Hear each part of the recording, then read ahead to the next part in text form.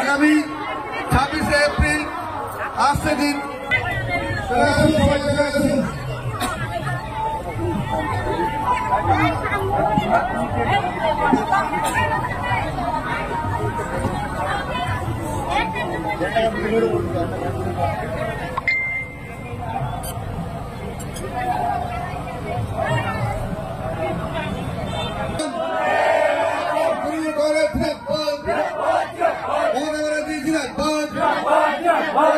जिंदाबाद 26 एप्रिल আসছে দিন জয়পুরে ভোট দিন 26 এপ্রিল আসছে দিন জয়পুরে ভোট দিন ভোট দিন ভোট দিন জয়পুরে ভোট দিন ভোট দিন ভোট দিন জয়পুরে ভোট উপস্থিতে ভোট দিন জয়পুরে ভোট দিন উপস্থিতে ভোট দিন জয়পুরে ভোট দিন লক্ষ্মীর ভান্ডারে ভোট দিন জয়পুরে ভোট দিন সকাল সকাল এত প্রকল্প 80টারও বেশি প্রকল্প মাননীয় মুখ্যমন্ত্রী মমতা বন্দ্যোপাধ্যায় চালু করেছেন।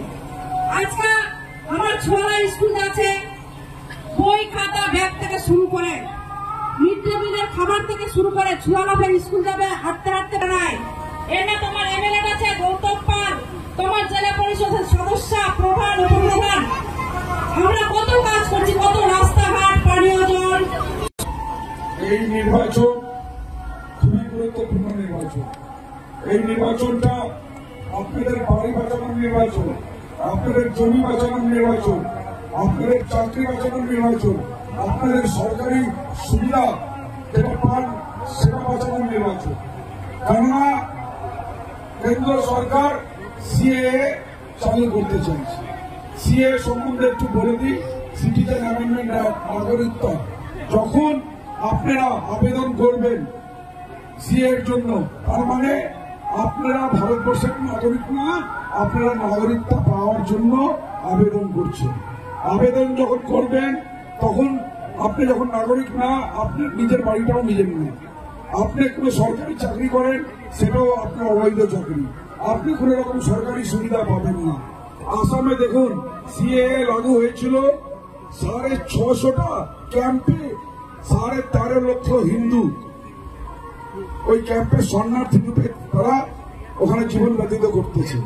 কেননা ওদের কাছে 1972 সালের প্রমাণপত্র ছিল না, আমাদের কারো কাছে 1972-এর প্রমাণপত্র নেই।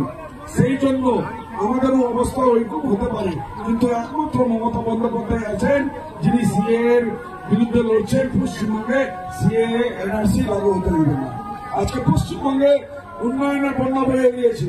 আজকে যখন খাদ্য সামগ্রীর দাম চরম হয়ে গেছিল, মূল্য বৃদ্ধি হয়ে গেছিল, মাদের আঁচল ফাঁকা হয়ে গেছিল, আর যে মানুষ কোটিতে টাকা গুছতেন সেটাও নড়বড় হয়ে গেছিল, তখন তিনি লক্ষ্মীর ভান্ডারের মতো অভিনব প্রকল্প চালু করে আপনাদের আঁচলে টাকা গুজার কাজ করছে, আর ওই খুঁটিটাও রিপেয়ার করার কাজ করছে।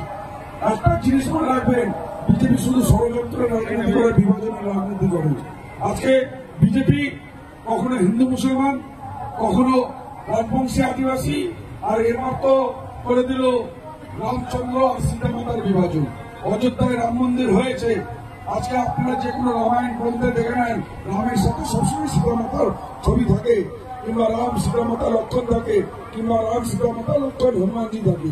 কিন্তু বিজেপি ওখানে রামচন্দ্রকে একা করে দিয়েছে। আজকে হিন্দু যারা আছে আমাদের পৌরাণিক, আমরা যখন বিয়ে হয়, বর আর বধূ যখন 7 পাক নেয়, তখন একে অপরকে বচন দেয় যে তোমার সুখে দুঃখে পাশে থাকবে। তাহলে রামচন্দ্র তো সীতামাতাকে বচন দিয়েছিল, সেই বচনটা পর্যন্ত পালন করতে দিচ্ছে না, এমন ষড়যন্ত্রকারী। 4টা শঙ্করাচার্য বলল রাম মন্দির পুরো নির্মাণ হয়নি, চূড়াটা বাকি আছে, প্রাণ প্রতিষ্ঠা করা যাবে না। তা সত্ত্বেও নরেন্দ্র মোদীজি প্রাণ প্রতিষ্ঠা করলেন, কেন সামনে লোকসভা আছে, ওনা ভোট প্রতিষ্ঠা করতে হবে।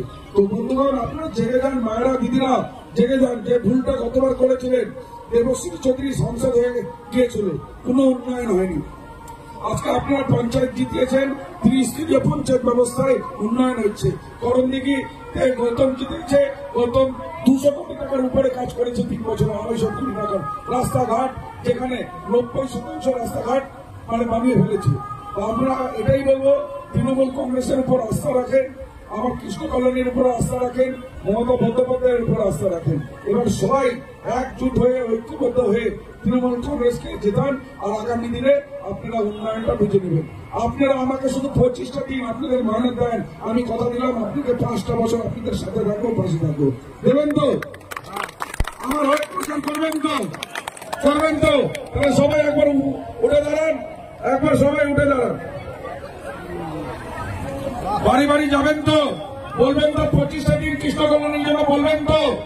কৃষ্ণ কল্যাণী 5টা বছর দিবে আপনাদেরকে, সাথে থাকবে, পাশে থাকবে, কথা দিয়েছে। একবার আমার সাথে বলুন, মা মাটি মানুষ জিন্দাবাদ, তৃণমূল কংগ্রেস, মারা একটু দিদিরা একটু তৃণমূল কংগ্রেস, মমতা বন্দ্যোপাধ্যায়, মমতা বন্দ্যোপাধ্যায়, অভিষেক বন্দ্যোপাধ্যায়। এবার জোরে হাত উঠিয়ে আমার সাথে, আপনারা খেয়েছেন তো? আমি তো সকাল থেকে খাইনি, তাও আওয়াজ আছে। এবার জোরে হাত উঠাবেন আর বলবেন জয় বাংলা।